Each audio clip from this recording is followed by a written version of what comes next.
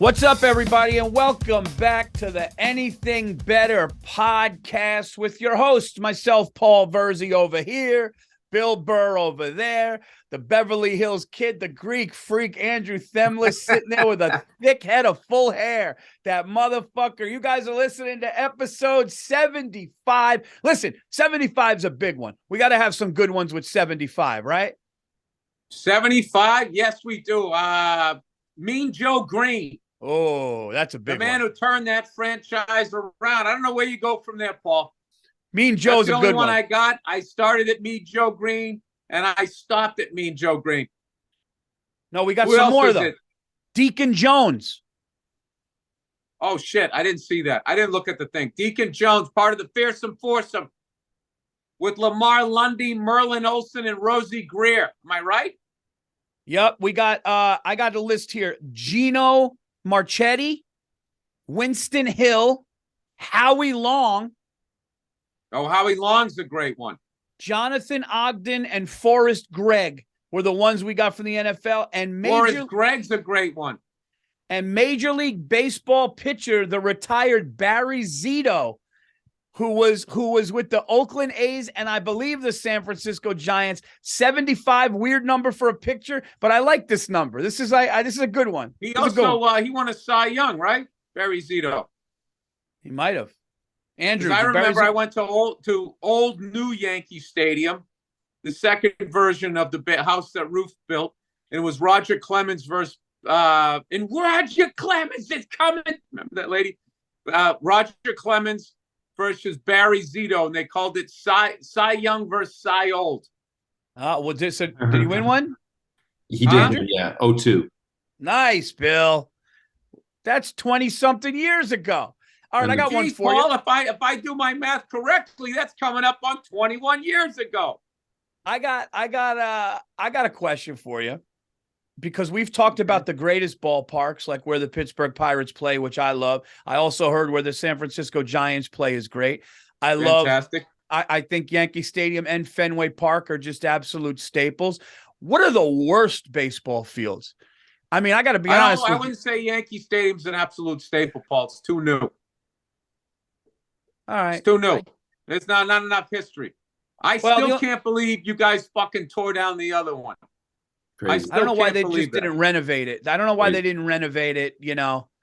But all of that history. Yeah. It's the fucking history of baseball. They turned it into a parking lot and then built that cheesecake factory with the guy behind the glass cutting his steak. Balls flying out of there like fucking wiffle ball. Dude, I got to tell you something, man. The first Yankee Stadium with Babe Ruth was iconic. Yeah. The second one, dude, was mean. That was a mean stadium to go into as an opponent. That was during New York when it was fucking bankrupt. Somebody threw a knife down at somebody one time. I'll give you that. I'll give you that. Dude, the Summer of Sam, Reggie 3 bombs, the fucking Red Sox choking away that Game 6 in 03. I mean, dude, that place, there was a sound to that ballpark, dude, that I hate to say this, I miss it. When MLB would mic up that crowd extra during the playoffs, I could have my back to the TV. I would know that it was Yankee Stadium. I have to agree with all of that, and it's kind of sad hearing you say that because you're absolutely right, and I was at those games. I was at all those games, dude. 2000 against the Mets, Game 1 of the World Series. I was there when Dave Justice hit a second decker to go to the World Series against the Mets when everybody in the stadium knew the Mets had clinched that night. 3-run shot. Okay, because Edgar Martinez hit a home run to put them up 2 in the 8th. And we get up in the bottom of the 8th, and Dave Justice hit a 3-run bomb, dude, and the fucking place erupted. And then Mariano came out to Sandman by Metallica. And, dude, it was not – I'll be honest. I like the way the aesthetics of the new one look, the replica of the 23, but it's not the same inside. You're 100% I agree with right. that. I like that they brought that whole facade thing going around the inside. But like they had it on the original one. But dude, that other one, man, that place was fucking mean. That was a mean. hostile fucking place to go into. Dude, my stomach used to get nuts when we every game was big, and you'd be in the Yankee Stadium like, oh, these motherfuckers! Here comes that 1918 chant. Come on, guys, one time, let's fucking beat these assholes. I got one for you though. In a new park. What are the rough ones? Oh, Oakland and Tampa. Those are rough ones. I'll tell you my theory on Oakland, why historically they've had so many great pitchers, aside from obviously they know what they're doing, drafting or whatever, the amount of foul territory in that stadium is where the ball is still in play. Yeah. That I always felt like it's got to give them an extra out or two per game, which can save your fucking ERA. I don't want to get all analytics here, Paul. Dude, that's right. They could have built one where it's like a guy doesn't have to run 50 yards to still make a catch. You're 100% right. No, but I'm saying if in another ballpark, that foul ball goes into the stands and that hitter's still alive. In Oakland, you get the out. Right. No, that's what I'm saying. That's what I'm saying, man. Like Fenway doesn't have... I didn't think you were. Fenway doesn't... Oh, watch me. You watch me. You watch me. That's the greatest line. That was the greatest line ever. Yeah, but dude, you're not going to be one of these guys that does that. Now you watch me. Sorry, we're doing an inside joke here. Inside joke. I just said something to Bill. Like, yeah, you're not going to, you watch me, Paul. Yeah, dude, I lost. Yeah, Bill, you're not going to do that. Why would you do that? That doesn't make any sense. You're not going to do that. Oh, you watch me. You watch me, Paul. Oh, I've been doing shit that makes no sense my entire fucking life. Oh my God, dude. Yeah, so dude, you know you're getting older when you get shit cut off your eye. Stacy goes, there's something on the corner of your eye. And I go, what? And I looked at it and I had something. I don't know what it was, like a skin thing. So I went there. Tag. Can I just, for the human race, thank you for taking care of that? The amount of people that just don't take care of their fucking head, and we got to sit there looking at skin tags on their neck and shit coming out of their eye and fucking molds. Molds. This isn't like a fairy tale. You don't live under a fucking bridge. Get it taken care of. Dude, there's a guy at a deli. He's got like a knot on his fucking thing, dude. He's making me a tuna sandwich. Like, I'm not eating here. I'm fucking sick. It's over. Get that shit lanced off your fucking head, dude. It's disgusting, dude. How do you talk to somebody serious? I got someone hanging off their fucking head. He's talking to you about his kids. Yeah, dude, I used to have a guy on my paper route. I had a guy on a paper route. He had a boil from like the 1700s. He looked like he just fucking came out of the Spanish Inquisition, and it just kept getting bigger and bigger over the years. And then one day I showed up and it was gone. He walked around, dude. I'm telling, like you could have gone like this with it and gone in like fucking 2 inches. It made your eyes water. And he would come up, hey, little fella, how are you? How's it going? It's fucking. Look like he was growing a kidney off the side of his fucking face. It's disgusting. Dude, so thank you for getting it lanced. Underrated, Paul. Getting shit like that lanced, so the rest of the world doesn't have to look at it. You can feel better about yourself. Well, yeah, no, I just had something in the corner of my face, and it was funny too because she walked in. I'm not gonna lie, she knew who I was.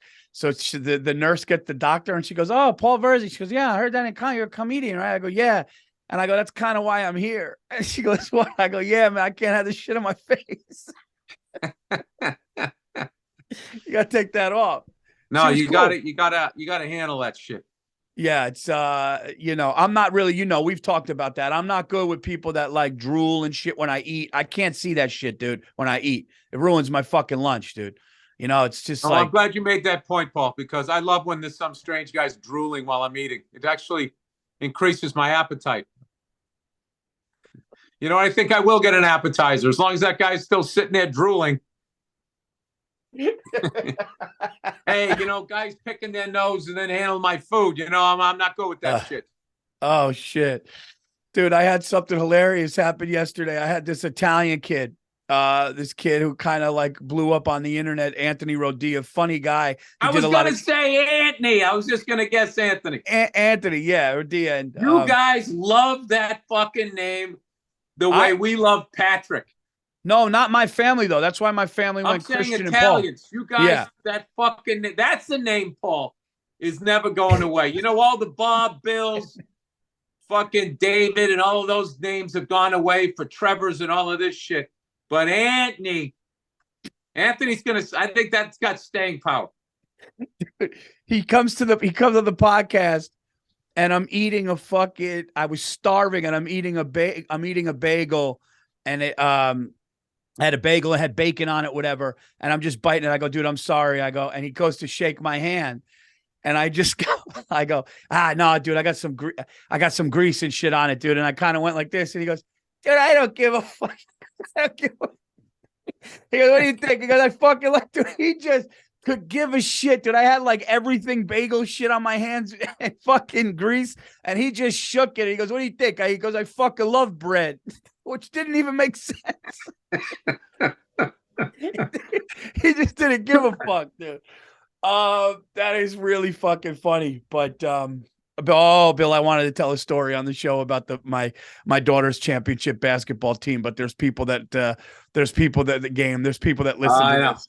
There's people that listen to this. But I will tell you something funny. I talked to Jim Florentine, who coached his son's team. And he goes like this. He goes, I see him at the stand. I go, yeah, dude, I was assistant coach of my daughter's team. We were 9-1. We went in the championship. This and that happened, whatever. Right. And he's just like, dude, he goes, dude, same thing. He goes, it's like this. He goes, I like the guy. I like the other coach. And we had a few seconds to get down and shoot a basket. And he said like what the other coach did. And he was like, oh, really? Come on, man. You can't. And I was like, dude, we both got fucked. It's unreal, dude.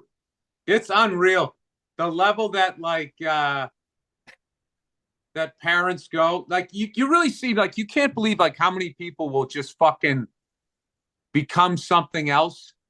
Yes. Like, the big thing I've been watching lately is people like hit and runs on people riding bicycles. And it's just like the amount of people that if they just fucking hits, like they don't commit any crime in their fucking lives. They pay their taxes. All of a sudden they hit somebody on a bicycle and they fucking take off like Jesse James, like they robbed a bank. First of all, like it's not going to be filmed, but like just the thought of being like, oh my God, I'm going to get sued. My insurance is going to go up. And they just leave someone to potentially that like die in the road. It just fascinates me. Like, the amount of people that think they're good people and they don't realize they're a piece of shit. They just haven't been presented with the opportunity to expose that side of themselves.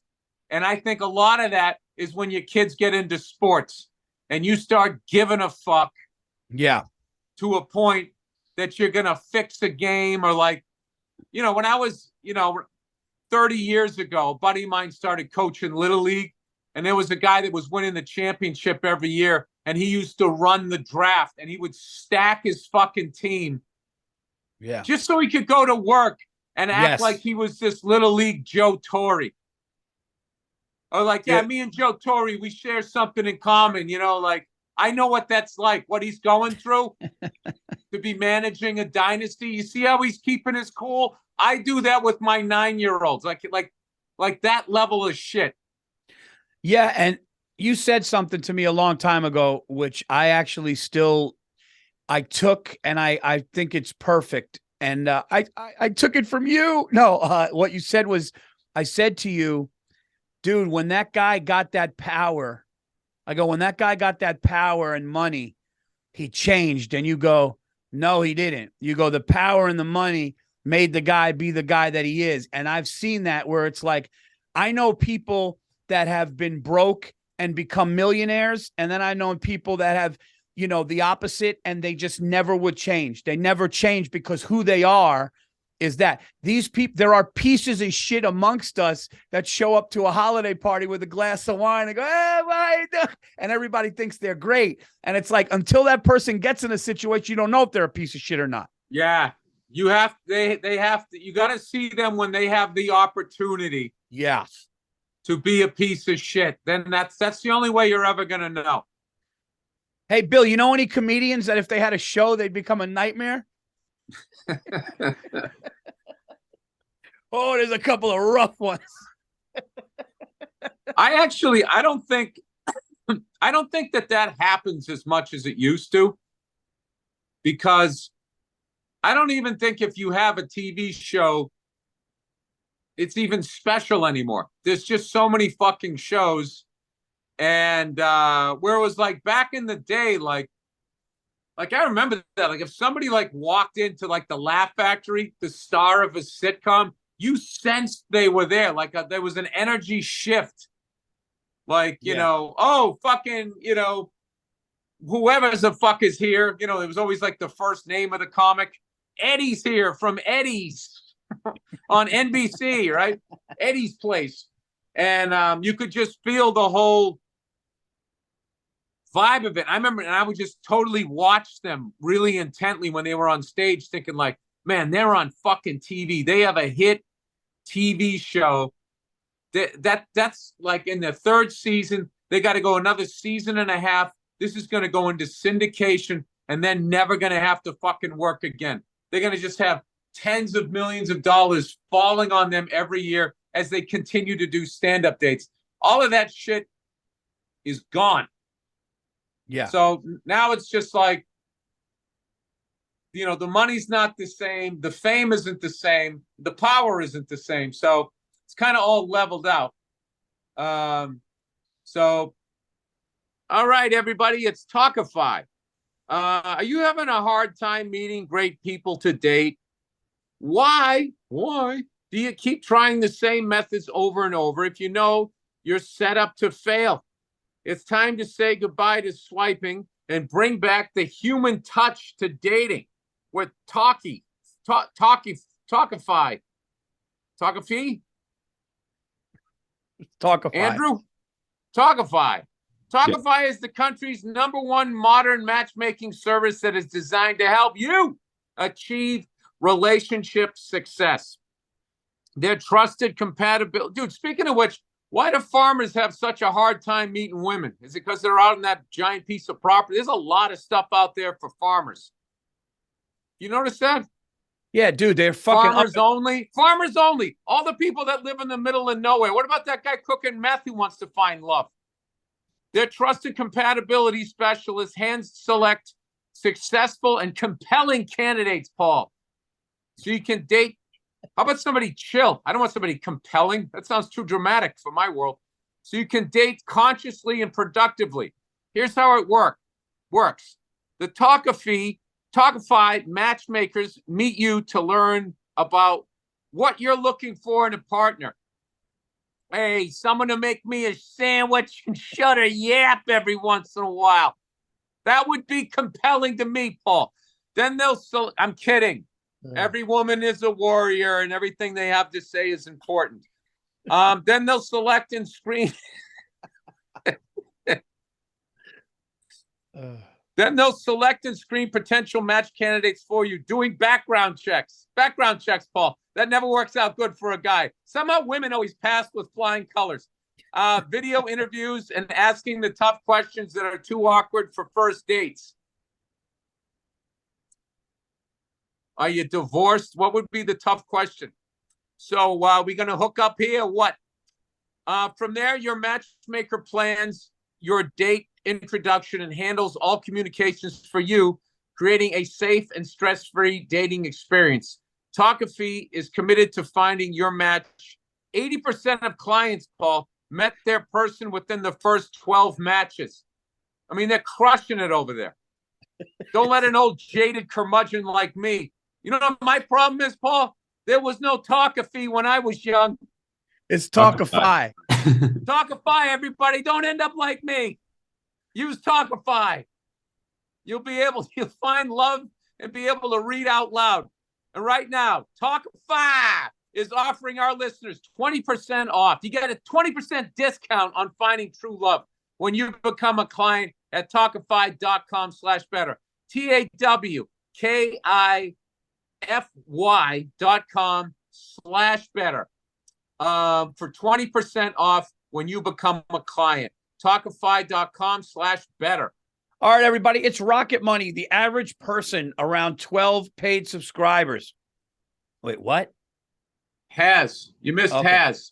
That was a big word in that sentence, Paul. All right, everybody. It's Rocket Money. Sorry, I just had surgery on my fucking eyelid. Rocket Money, everybody. On your eyelid? Yeah, they literally gave me anesthesia. Did you tear the ACL of it that makes it open and close? Yeah, it's hilarious. You gave too many side eyes. You aggravated it. No, yeah, too many rolling my eyes at my wife. Oh. Yeah. All right. All right. It's Rocket Money, everybody. The average person has around 12 paid subscriptions. Think about that. If you think your only subscription has a handful of services, you might want to double check. With Rocket Money, you can quickly identify and cancel all of your unwanted subscriptions. Rocket Money, formerly known as Truebill, is a personal finance app that finds and cancels your unwanted subscriptions, monitors your spending, and helps you lower your bills all in one place. Hey, I could use that. Over 80% of people have subscriptions they forgot about, like that streaming service you bought to watch one show on, or that free trial you never even used. Excuse me. Rocket Money will quickly and easily identify subscriptions for you. You can stop paying for the ones you don't want. Simply find the subscription you don't want and press cancel, and Rocket Money will cancel it for you. No long hold times with customer service or tedious emailing back and forth. Rocket Money makes canceling subscriptions as easy as a click of a button. Over 3 million people have used Rocket Money, saving an average person up to $720 a year, which is a lot of money, man, especially these days. Stop throwing your money away, cancel unwanted subscriptions, and manage your expenses the easy way by going to rocketmoney.com/better. That's rocketmoney.com/better, rocketmoney.com/better, BETTER. Yeah, and you also can't mistreat people. You also can't mistreat people that much anymore, because I had not the true, not true. Not no, true. You can't mistreat women. Well, I was on a set. Dude, you can do whatever the fuck you want to a guy, especially if you're a woman, and it's like you're not gonna say it because the thing is so like this, where it's just gonna, if you're gonna start bitching uphill, it's not gonna it's hilarious, Paul. It's almost like what they were dealing with, they have become. So that's the thing that I enjoy watching this whole thing, where all of these years, this theory that if women ran the world, there'd be no war, and that they were these higher beings. And you're finding the exact same scenario happens, I feel, with women, where it's like the women you wish were in power, that are good people, don't want power and don't want to tell people what to do. But there's something about power that attracts psychos, regardless of genitalia. And that has been my experience. Yeah. Where, it's like that shit, abuse of power runs both ways. But like, when a woman does it to you, all you do is you tell your guy friend, and they always go, you should say something. You're like, hey, what the fuck's going to happen then? Everyone's going to either laugh at me or she'll flip it and I'll get in more trouble. So I wouldn't say. By the way, I hate that approach by men. I really hate that approach. Well, hold on. But the other thing that I was saying, though, real quick, and I'm going to go back to that. But when I was on, like, listen, you've been on a lot more sets than me, but when I've been on a couple lately, it's been like, is everybody okay? Are you treated okay? Like, it just felt like there was maybe something happened with that crew, but there was just like, is everybody happy? Is everybody good? Is anybody? Oh, sure, we'll do this. Where I heard back in the day, a star could be like, what the fuck is he doing? Get him off my set, where it's like crazy abusive. Right. You know, some makeup artists have told me like, oh, there's been some, you know, but what is this? I don't like this thing where a man goes, yeah, man, that woman abused me, whether verbally or physically, but I ain't saying shit. Okay, first of all, I immediately want to laugh when I hear that. Because that's all we do, dude, is we just laugh at each other. But that's a problem, dude. You could be abused, dude. I mean, is it, Paul? At the end of the day, Paul, aren't you happier that you're us? The simple things, like just being dumber than they are and just being simple, you can actually attain happiness. I would never want the thunder and lightning of emotions or whatever the fuck is going through their head. I would just rather be like, all right, football's over, dude. We got March Madness. You know, we got March Madness. It's so true. Yeah. I said, dude, don't do this to your wife. I said this to my wife. Oh, boy. I just go, she was just having an emotional thing at the top of the stairs. And I was bringing in groceries and she was going through something. And I just go, you going through something? Are you going through something? And yeah, it was, you know, and I was just like, and I literally say go, that to you though. And then you'd have to man up and grow the fuck up. Oh, always. You go, oh. I mean, I'm fucking 100%. I'm free game. We're free game. Anything you want. Have at it, sweetheart. Paul, when it comes to us, it's all on the table. There's nothing off limits. Nothing off limits. Your behavior, your family, shit you did 20 years, that's all on the table. Now, listen, I'm not going to lie to you. I tried that shit with my wife, and she'll just go like, that was 15 years ago. You're still talking about that? And then it's off the table. Yeah. Somehow, like, you know, there's no statute of limitations with murder. That's like anything a guy did in a marriage. It never runs out. Here's what they do too. I'll go, hey, my brother, I'm just using an example. Hey, my brother's coming by later. My brother's going to come by later and hang out, maybe stay for dinner. And all of a sudden the head tilt, like the dog, you know, when a dog does the fucking head tilt. And then she goes, oh, because I didn't know what we were going to. And then all of a sudden, but then you come home. Oh, my mom's coming for dinner and might sleep over. And it's like, oh, okay, fuck my night. What did I want to do? What did I want to do? I wanted to take you guys out to a movie, but that's not happening. Let's go. You know, it's one-sided. What can you do? I know, Paul, but at the end of the day, I'd rather be dumb and happy. I really would. I think when you get married, there should be two priests. I think the man should have a second priest walk in. Dude, the man should just have another guy come in and have him fucking go, all right, listen, we got all that out of the way, but here's some ground rules. Dude, Paul, let me ask you this. Since this whole shit, you know, and since like 2015, as much as things have changed and how many more opportunities women have gotten and blah, blah, blah, blah, blah, and all that shit. Overall, have you seen any increment of their happiness going up? No. Feels the same.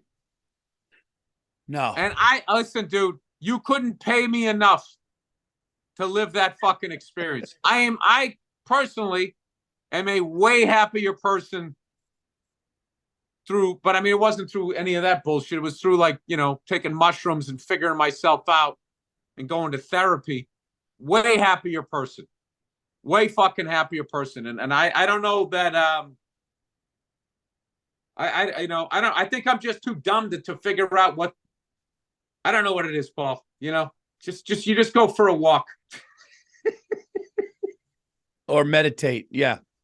Meditate or just sit there and ride it out.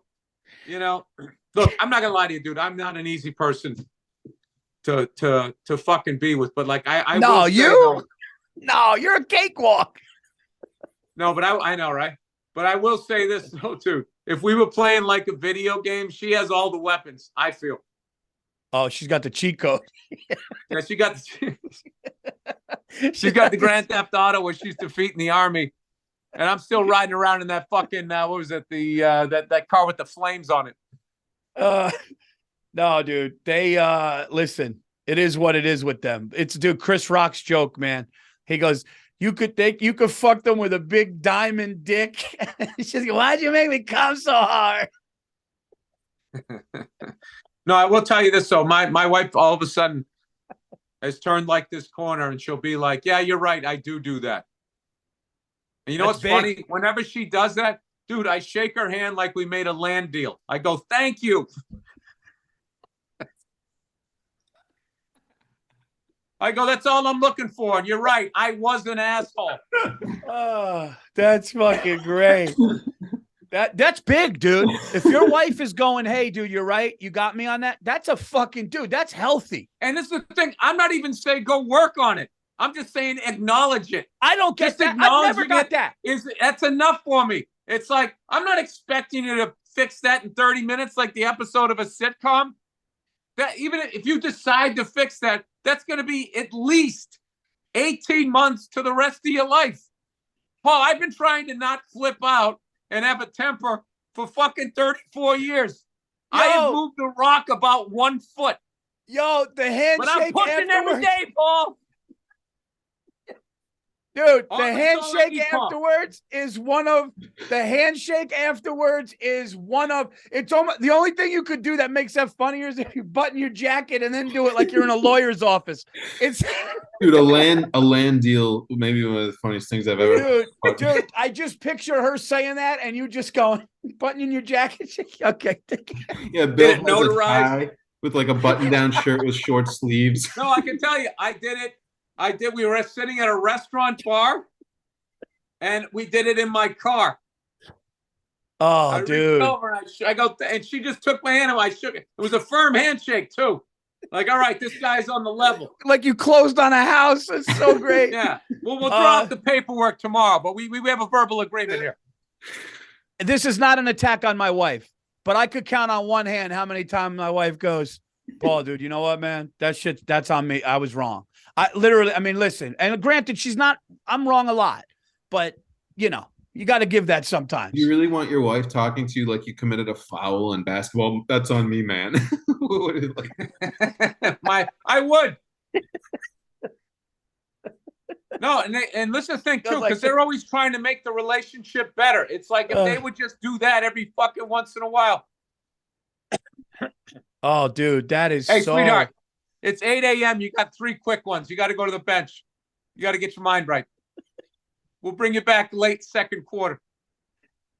All right, Bill, I got one for you. Are you or would you ever, your son or daughter says, and I know you got a busy schedule. We all do, right? But what happens if your son or daughter says, "Daddy, I'm doing 5th grade soccer and the school asked if you could volunteer and be either a coach or an assistant coach because they're short, and I'd really love for you to be there with me on Saturday mornings." Does Bill Burr take the fucking clipboard and whistle? You'd have to, right? Yeah, but I would clear it with my wife. So she could give me this speech like, "Okay, now you're not going to yell at the kids on the other team, right? You're not going to embarrass the family." Which, by the way, is all warranted. Yeah. I mean, yeah, but you're good with kids. You wouldn't yell. You'd probably look over at the coach and give a dirty look. Like, you're going to let the kid do that? Right? Oh, if I went through some shit like you and Florentine went through, like some Donaghy shit, I would definitely, yeah, that would be a problem. I think Nia would have a problem. My problem would probably be like, I don't think Nia would. Nia goes in, dude. Dude, that was like, and we were, Joe DeRosa mentioned this the other day, and the other one, another couple comics, Sal mentioned this. I can't say names, but I'll just tell you this. My wife and your wife are similar this way, and some guy says, "Paul, why don't you rescue?" I said, "We're going to wait to get another dog. We're going to, if they listen, he's going to know who it is, but I don't want to mention names." He goes, "Why don't you," we're like, "Yeah, maybe when the cat dies, we might get another dog." And he goes, "Dude, You should rescue. You know, it's an amazing dog. It's Doberman Pinscher, and the guy knows a lot about things. He goes, there's a Doberman rescue. So Stacy says something, and he just goes, dude, and we're at a wedding. We're at a wedding after party, and everyone's there, and all comics we know are there. Dude, DeRosa was there. Dude, he was stuck. And dude, he just looked at my wife, and he goes, "You're not gonna. What decisions are you, dude?" She goes, hey, don't ever fucking talk to me like that again. You don't know me to talk to me like that. You don't know. Don't ever fucking talk, dude.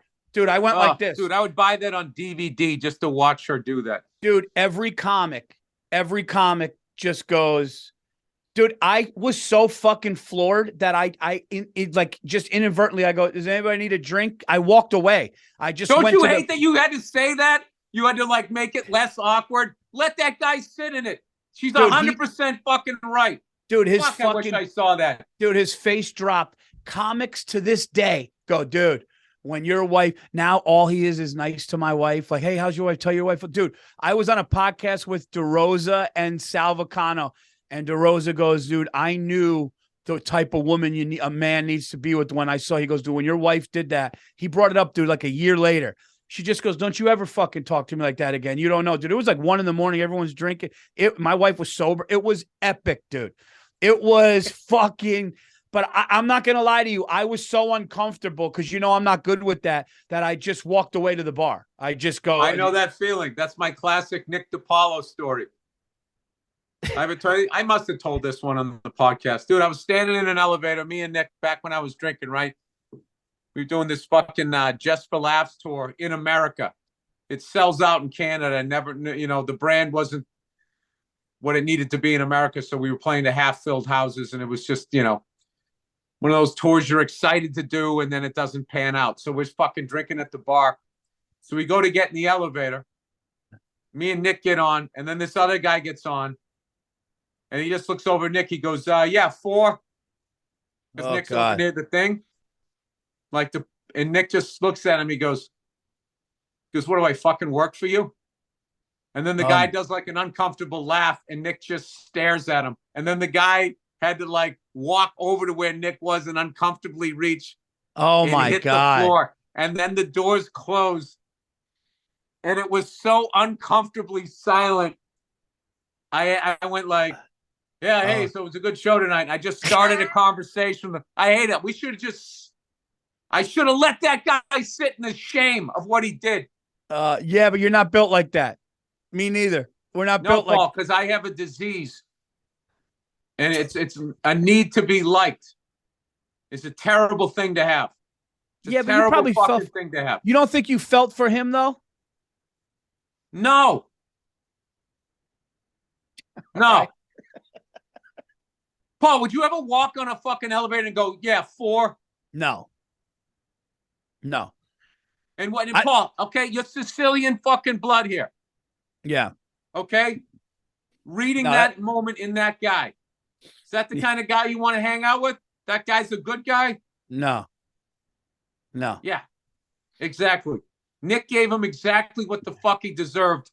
And I took a little of the fucking, I took a little mustard off the fastball. It's dude, when she said, don't ever fucking talk to me like that again, the party stopped, dude. And it was, I don't know what to do. I wanted to crawl out of my skin. It was like a Bartnick moment when he said to the woman, I don't like your shoes. When she was online, she called him out. I walked offline. I just started looking at something. I just walked away. I'm not good in that. I'm not good in that fucking moment, dude, man. Bartnick is the king of the showstoppers. Oh yeah. He'll say something. I can't even repeat the top 3 that I'm thinking of. I can't even say on the podcast. And he was right. Every single one of them. Yeah. They were he did one at the airport where the lady was getting her tray, but Joe does move at his pace. So the lady kind of like was like, and she took her tray of the airport and like, he was taking his time. He puts his hat on, and she walked around him and he just looked at her and like, he just goes, I hate impatient people. And she loud, and she was just like, and like, but dude, he was right. I don't know about that one. We're going through airport security. Hurry the fuck up. I can't go with Joe in that. I'll go with Joe in 99. Everybody's wrong every once in a while. Everybody's wrong every once in a while. Yo, I went on the elevator yesterday to do my podcast, and the guy goes, "What number?" I swear to this, the Nick thing reminds me. Dude, I fucking bombed in an elevator. But the guy was a dick. He goes, "What number?" I go, 6. And he goes, "Okay." He goes, "I'm playing elevator guy today." But he was like being like he was in a good mood. So then I go, when he goes, "Oh, I'm playing elevator operator." I go, "Yeah, they should be paying you." And he goes, "Dude, it got nothing, dude." And it wasn't like a joke, but I thought I was going to keep the fun going when he just did it, and it didn't work. Oh, dude, you want to talk about something fucking embarrassing? I fucking was going back and forth with somebody on Instagram that I'm a fan of, and they hit me up going, hey, man, I'd love to be on your podcast and and all of this shit. And I'm like, oh my God, that'd be fucking great. This guy'd be a great guest or whatever. I end up randomly running into him in LA. And I'm like, hey, man, blah, blah, blah. And he had no fucking idea who I was or what I was talking about. And in that moment, I realized somebody else ran his Instagram account. And I'm sitting there going like, hey, so we're going to do that thing with the da-da-da-da-da. And the guy's just going, yeah. All right. Okay. Dude, I wanted to jump out the window and run into traffic. Oh my God, dude. Embarrassing moments like that. Dude, I had one at the stand. So when I go to the stand now, Oh my God, Paul, I'm going to tell I got another one. Go ahead. Okay. No. So, I'm not trying to toot my horn now, but I get recognized a little more. And when I'm at the stand, a lot of people like, dude, we came here. We saw you on the lineup, dude. Love you, right? Hey, dude, you mind if I get a picture? So I'm eating and I'm talking to this comic, and there's 4 people standing like over there, and they're like looking, and they're talking, and they're looking, and I'm going, dude, so then I see one of them go like this, and I think they just said, oh, he's eating, right? Because it was happening all night, though. In my defense, it was happening. So I go, dude, man, I'm I just got my food. They're standing there looking. So I go, you know what I'll do? I'll act like I'm going to the bathroom, and I'll go up to them because the guy kind of Oh God, I've done this. I get up just because they were like standing there and I'm having a conversation. I felt like they were hawking me, and I stand up for them to go, oh, do you mind now? And dude, I just got up and I started going to the bathroom, and they just kept talking. And I just was like, all right. And I just went back to eating. And I was it was so funny and embarrassing that I almost told the comic got up and left. I almost told the comic, dude, I just got up because I thought they wanted a picture. That's the only way to cleanse it. All right. I got one I've been sitting on. All right. So I take Nia to go see the Milwaukee Bucks against the Lakers, right? Ooh, it's a good one. The Greek Freak versus LeBron. But LeBron broke Kareem's record the night before. So he went out boozing or whatever. He twisted his ankle. He couldn't play, which I respected. I respected that, right? So we got great seats. My manager hooks us up. We're down in like the fucking VIP thing underneath the bleachers or whatever. And we're sitting there, and in walks Kareem Abdul-Jabbar. And I'm like, holy fucking shit, because they're going to do like a presentation thing. So I'm sitting there, and Nia is just starstruck. She's like, oh my God, I've never seen her so starstruck. She's like, that's Kareem Abdul-Jabbar. Oh my God. So she goes, do you think I could go up and get a picture with him? I said, no. I go, don't do that. Don't do that. He doesn't like that stuff. I'm telling you. And like, I'm a huge fan of Kareem. And I'm not talking about like basketball. I mean, the person, like this guy can talk about anything you want. He's a fucking intellectual trapped in a 7-foot body, and all little white guys want to do is come up and talk to him about putting a fucking ball through a hoop. So it's just like, I'm telling you, it's not going to be good. You look at him. He's over there. He's not looking at anybody. Just don't leave this guy alone. Right. So she's like, all right. Yeah. It's like, I don't want to fuck with this guy. Like, he probably doesn't even want to be here. Right. Can't wait for this ceremony to be over so we can get the fuck out of here and go read some book on, astrophysics or something. Right. So I'm fucking sitting there. And then as he goes to get out, Nia's like, oh, there he is. And some sort of like Botox mom's like, I got Kareem. And she does a selfie with him. And he kind of did it. So she's like going, Bill.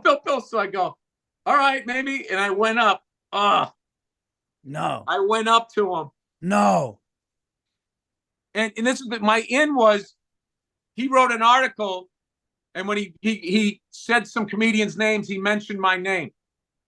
So I went up to him and I said, "Hey, Kareem, sorry to bother you. I'm Bill Burr. I'm a comedian. You mentioned me one time in one of your articles." And he's like way up here, not looking at me. And he just goes, "I did."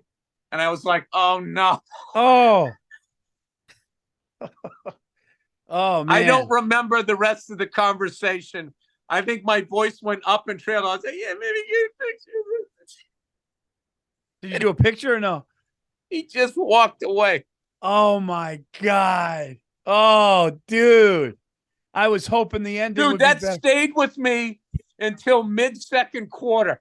And Neil was going like, "I thought you were going to be having a better time at the game." And I was like, dude, I can't believe I knew that was going to happen. I knew that was going to happen. And then another thing, too, is I love that guy. It doesn't change. I still love that guy. I hate that I bothered him. Oh, God. I hate that I became just another guy that fucking bothered him. I did? Oh, my God. He just threw me on the pile of jerk-offs that he has to wade through. Do you realize? I have like, when I look at those guys, I'm like, that has got to be the fucking. It's like a prison. Yeah. You can't put a hat on when you're 7 feet fucking tall, even if you're not famous. Oh. If you're 7 feet tall and you work at a fucking Home Depot, people are looking at you like, "Hey, they're making, hey, you don't need a forklift, do you, there, buddy?" Right? Your whole fucking life, nobody sees you, right? Nobody fucking sees you. And that, like, I read his articles and shit, and I really like. I don't agree with everything that he says, but like he really has.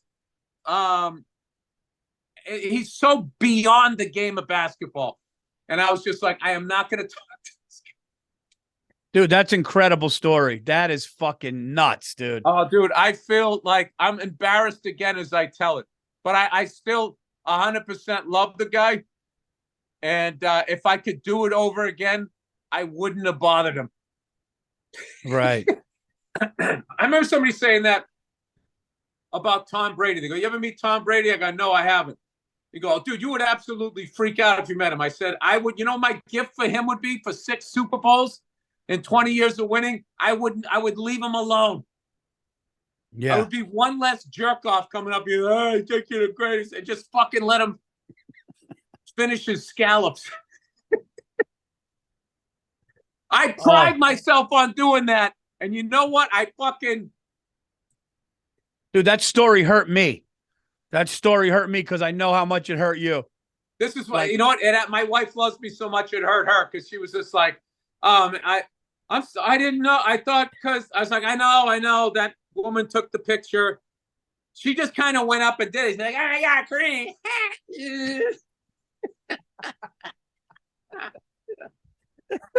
Oh, man, yeah, he had no choice. Dude. Oh, Paul, I don't know if I can finish this podcast. I'm so fucking embarrassed. And then right as I was starting to forget, sometime in the second half, they cut to him in the crowd, waving uncomfortably. No, dude, I saw that game. There he didn't want to be there, dude. It's that guy I bothered. Dude, he didn't want to be there, man. They showed him when he didn't know they showed him. And I'm sure he wanted to be there for LeBron, dude, but there was a look like on his face during the thing and the camera, he didn't know. And it was fucking like, get me out of here. Yeah. And everybody thought he was upset that he was breaking the record. He doesn't give a fuck. No, he don't want to be there. I feel like that guy can only talk to his close friends or other people that have had his experience, meaning like basketball players. They're like astronauts. Yeah. They can't relate to just fucking some, little comedian coming up. "Hey, 20 million articles ago." I did.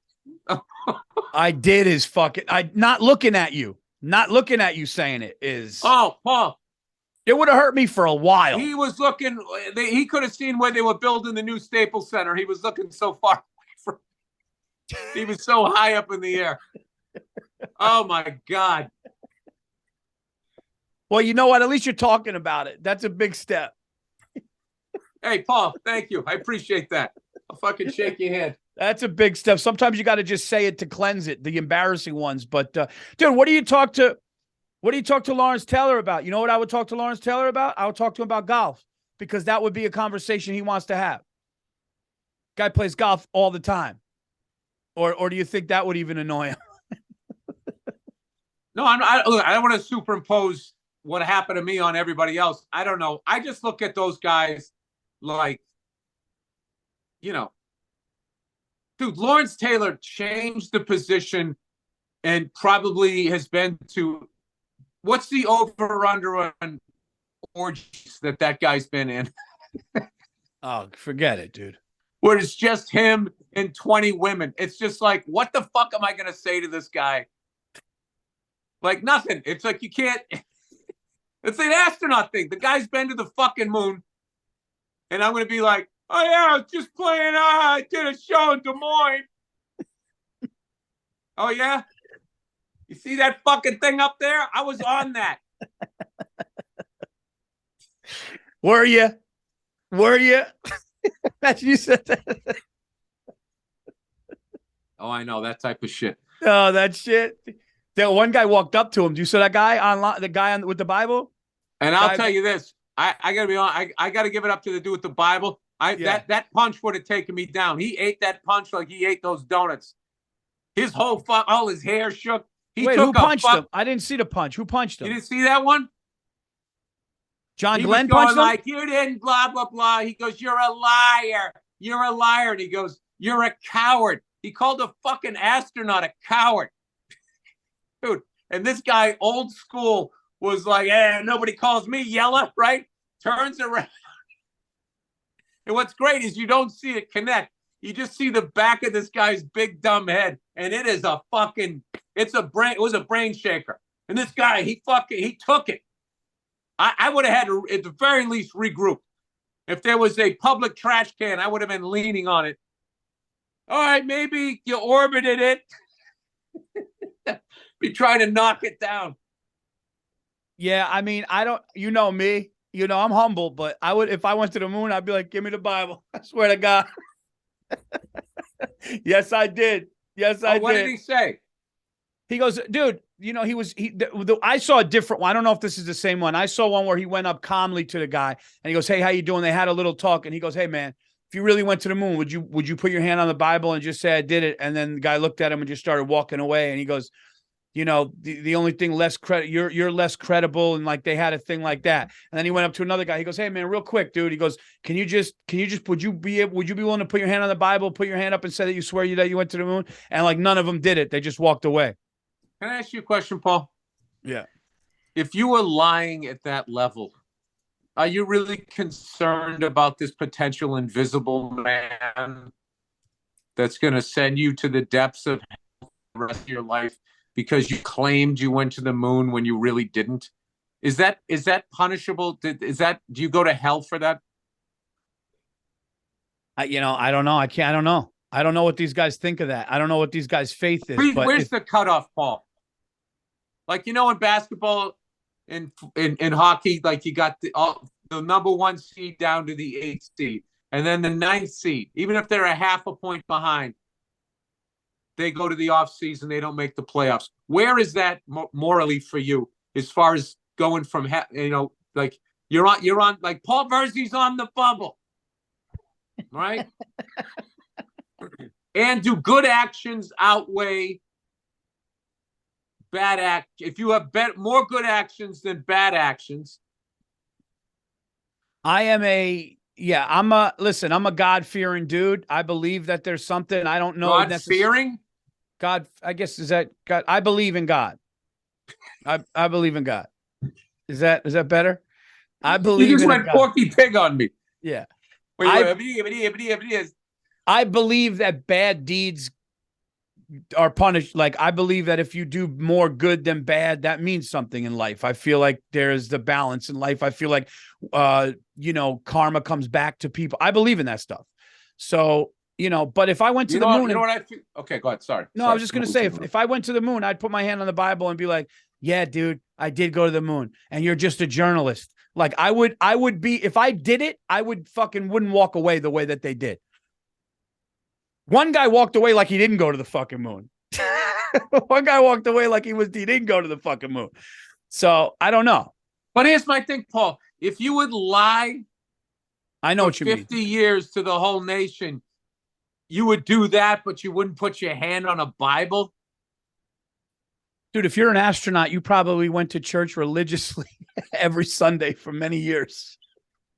Your mother or grandmother. Dude, I gotta be honest, like these things just never make sense to me. Like, first of all, if we never went to the fucking moon, like the seal on that's got to break soon, because anybody that was involved in the lie is going to be dead. And that's a lot of people. That's a lot of people involved. To keep that quiet? Yeah. I don't know. Yeah. I don't know, but the mob for the longest time was able to keep their shit quiet before guys started ratting each other out. I don't know. I have no idea. Old school mob guys still go, mob. What are you talking? That doesn't exist. Old school mob guys go, that's a fairy tale. That doesn't exist. That's like, what are you talking about? That's why in the first episode of The Sopranos, when Meadow looked at Paul, old school comics don't trash other comics on social media. They go up to the comic they have a problem with. Absolutely.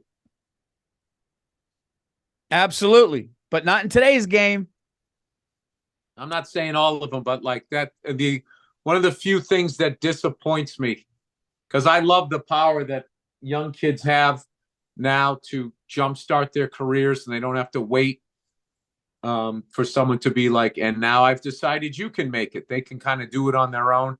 There's always a balance. The only thing that I wish was like when that fucking backbiting bullshit where you go in on a comic and stuff, and on social media, it's like that's I think that's a symptom of kind of growing up. Just everything's on camera. Like I get weirded out by that, where I think to them that's a natural existence. So there's not that that code, that you grew up with, where it's like if you had a problem with somebody, you went to them. And if you talked to everybody else or ran your mouth about them, then you kind of became like the asshole in the situation. And guys used to say, if you were bitching about something when I was young, people were like, don't fucking talk to me about it. You got a problem with that guy, go fucking talk to him. Don't fucking waste my time with it. I don't want to hear it. Yeah. And it's a rumor becomes fact.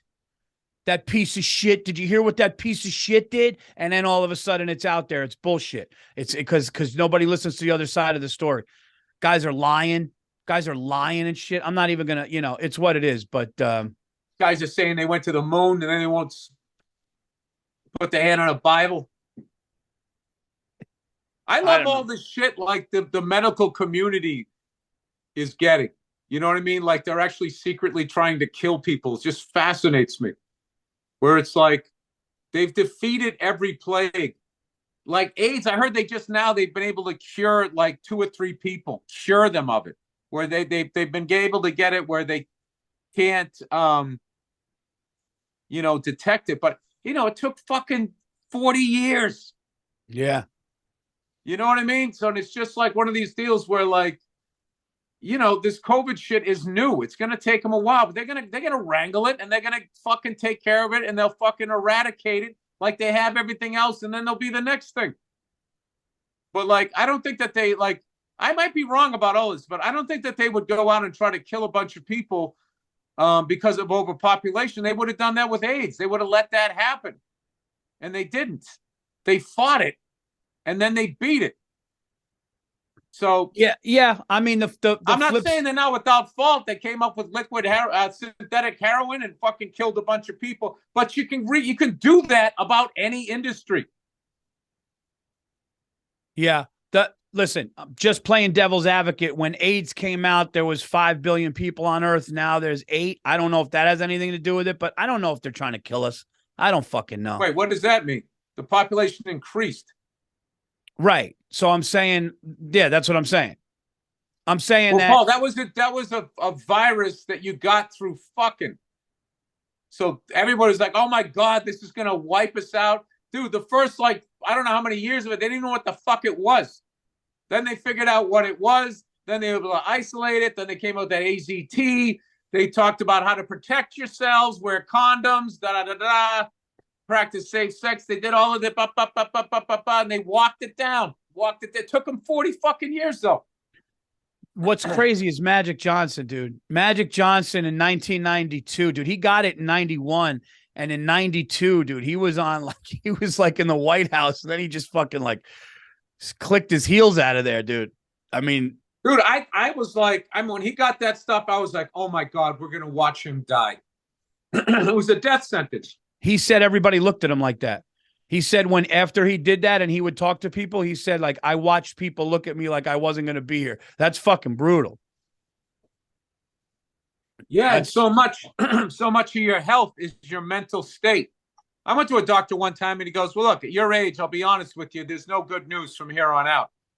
And I remember that was just such like a fucking egotistical thing for him to say. It's like, I know that. Yeah. What do you think? I'm going to reverse age? I know there's nothing good coming down the pike.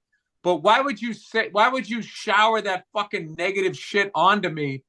That's like, so I kind of looked at him like, oh, this guy's got like the God complex. And I'm going to kind of like, that's one of those things where I wish I said something to him. But I've been like, do you say that to all of your patients? Was he trying to be funny or no? No. There's also a thing I think that happens in the medical community where after a while, you're just dealing with that day in and day out, and it stops being people. It just becomes work. I remember one time. I got one. Go ahead. I got one. I dropped a relative off at a hospital, and the person worked at the hospital and went, oh, Jesus Christ, would you look at all those ambulances? And I bursted out laughing. And then this person laughed too, goes, I know, I shouldn't look at it that way. She, saw all this work. Dude, I went to this older orthopedic guy. He's been doing it 45 years, almost 50 years. He's about to retire. He's older. I walked in and I've seen him many times. And he just goes, he walked in. I go, all right, Mr. Smith, take care of everything. He just goes in and he's got the thing on his head and he just goes, so what's going on with you? The way he did. Yeah, that can happen to you as a comedian. Andrew, what time is it? We're good. We're done. Yeah. What time is it? 11:55. 10:55. 10:55. Okay, cool. I got something at 11. Okay, cool. All right. All right, everybody. That's the show. Hope you guys enjoyed episode 75. Please rate and review the podcast so it keeps moving up. Get the Anything Better podcast everywhere you get your podcast, iTunes, Spotify. And guys, I'm going to be at Zany. Oh, my Zany shows are sold out. Thank you, Chicago. I'm going to be at Salt Lake City. Wise Guys, Salt Lake City, April 14th, 15th. I'll be at the Denver Comedy Works on the 16th. I have, March 30th through April 1st, I'll be in Providence. And I have Raleigh, Charlotte, Tampa, Austin, paulvirzi.com. Check that out. Bill, and I got some dates coming up. They're not announced yet, but here's a special announcement. I got maybe I'll be performing a show in a city that rhymes with Mattawa, because I want to go to a hockey game there, and maybe I'll be performing in a college town in Texas because there's a certain motorcycle race I want to go to. Oh, whoa. All right. How about that? Yeah, for some reason I'm not allowed to announce the dates. Yeah. All right. Well, that's the show. Check us out. We'll be back next week, and we will talk to you soon. Take care, everybody.